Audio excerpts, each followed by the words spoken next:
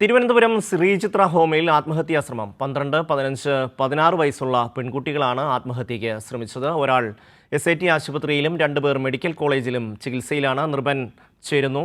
നിർബൻ, എന്താണ് വിശദാംശങ്ങൾ? ഷമി, ഇന്നലെ രാത്രിയാണ് ഈ ഒരു സംഭവം നടന്നത്. തിരുവനന്തപുരം ശ്രീചിത്ര ഹോമിൽ 3 കുട്ടികൾ ആത്മഹത്യക്ക് ശ്രമിച്ചു.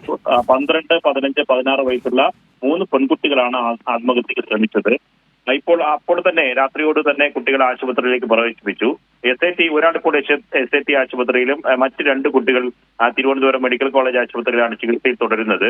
ഇപ്പോൾ SAT ആശുപത്രിയിൽ ചികിത്സയിൽ കഴിയുന്ന കുട്ടിക്കും ഒപ്പം തന്നെ മെഡിക്കൽ കോളേജിൽ ചികിത്സയിൽ കഴിയുന്ന കുട്ടികൾക്ക് ആരോഗ്യനിലയിൽ മറ്റ് ആശങ്കപ്പെടേണ്ട സംഭവങ്ങളൊന്നുമില്ല എന്ന് തന്നെയാണ് ആശുപത്രി അധികൃതർ പറയുന്നത്.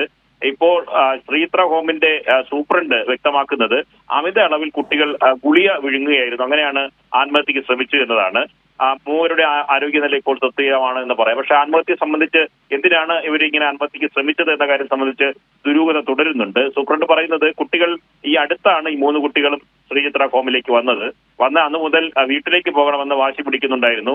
അതുമായി ബന്ധപ്പെട്ട മാനസിക സമ്മർദ്ദം കുട്ടികൾ അനുഭവിച്ചിട്ടുണ്ടോ എന്ന കാര്യം സംശയമുണ്ട്. ഇതിനെ തുടർന്നാണ് കുട്ടികൾ ഗുളിക കഴിച്ചത് എന്ന കാര്യം പരിശോധിക്കുന്നുണ്ട്. എന്തായാലും പോലീസ് കേസെടുത്ത് അന്വേഷണം ആരംഭിച്ചിട്ടുണ്ട്. കുട്ടികളിൽ നിന്ന് മൊഴി രേഖപ്പെടുത്തിയിട്ടുണ്ട് എന്നാണ് നമുക്ക് ലഭിക്കുന്ന വിവരം. മൊഴിയുടെ കൂടുതൽ വിശദാംശങ്ങൾ ഈ ഘട്ടത്തിൽ ലഭ്യമായിട്ടില്ല. എന്തായാലും പോലീസ് കേസിനെ സംബന്ധിച്ച് അന്വേഷിക്കും. ഇത് മറ്റെന്തെങ്കിലും തരത്തിലുള്ള ബാക്കി ഇടപെടൽ ഉണ്ടായിട്ടുണ്ടോ എന്ന കാര്യം പരിശോധിച്ച ശേഷം മാത്രമേ വ്യക്തമാകുകയുള്ളൂ. പക്ഷേ ഇപ്പോൾ ആശുപത്രി ശ്രീചിത്ര ഹോമിന്റെ സൂപ്രണ്ട് പറയുന്നതാണ് ഇപ്പോൾ നമുക്ക് പങ്കുവയ്ക്കാനുള്ളത്. അവർ പറയുന്നത് മൂവരും ഈ അടുത്താണ് വീട്ടിൽ നിന്ന് വന്ന് അവർ മാനസിക സമ്മർദ്ദം അനുഭവിച്ചിരുന്നു. ഇതിന്റെ സമ്മർദ്ദത്തിൽ ഗുളിക ഒഴുങ്ങാനാണ് സാധ്യത എന്നാണ് സൂപ്രണ്ട് പറയുന്നത്.